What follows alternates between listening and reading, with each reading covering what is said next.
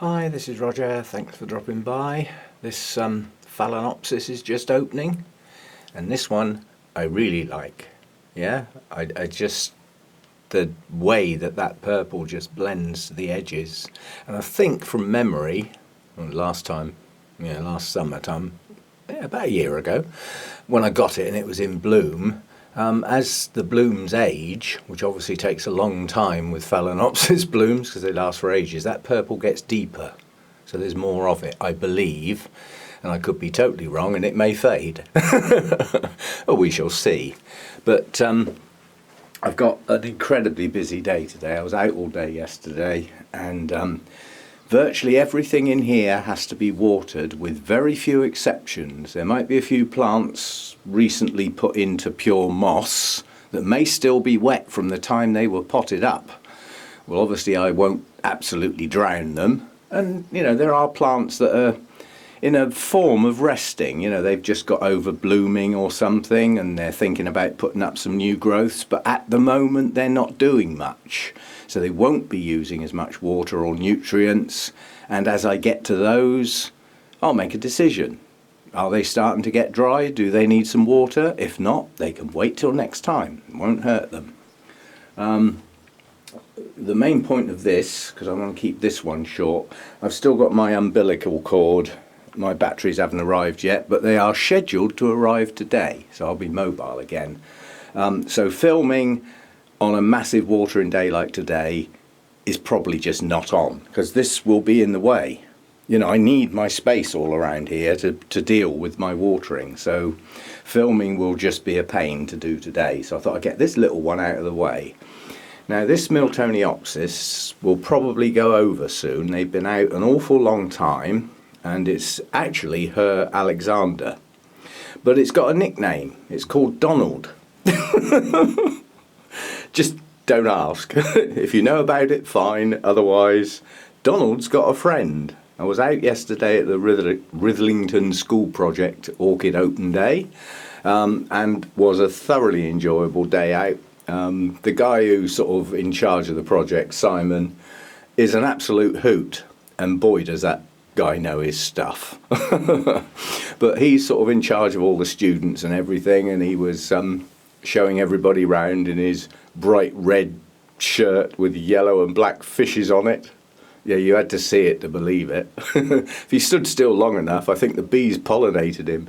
But he's a great guy. I've met him at many shows and orchid events, all over the country. He goes out with the plants and the students and all their science information and their big placard boards with the places they visited and helped with conservation and set up projects in other countries.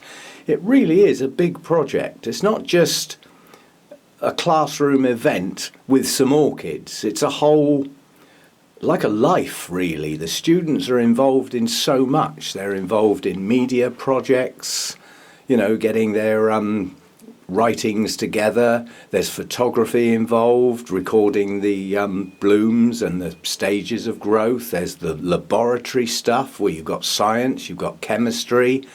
It's a major big deal for that particular school. And it is very, very well known and respected around the country.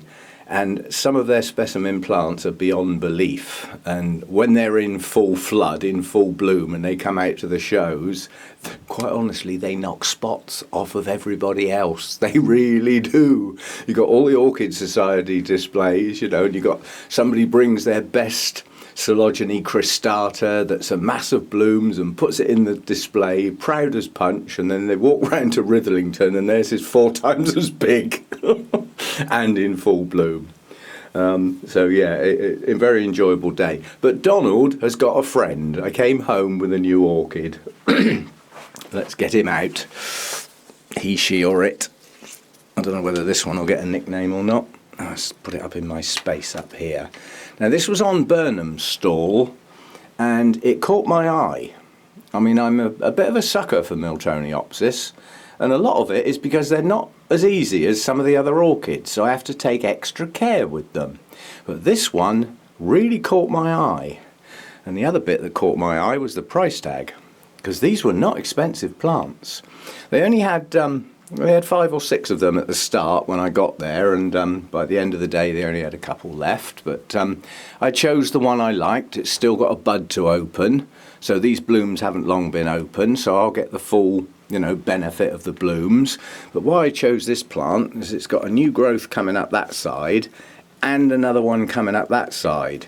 Because although I said I'm not buying single bulb Miltoniopsis because they struggle to get going, well, this one's already getting going. It's got 2 new growths already. Yeah, I don't know what's in the pot. I dread to think, but this one's actually a named variety. It's called World Cup. So I had to have a chat with Arthur, you know, because me and British football don't get on. It's not something I like. So an association with World Cup just didn't appeal to me.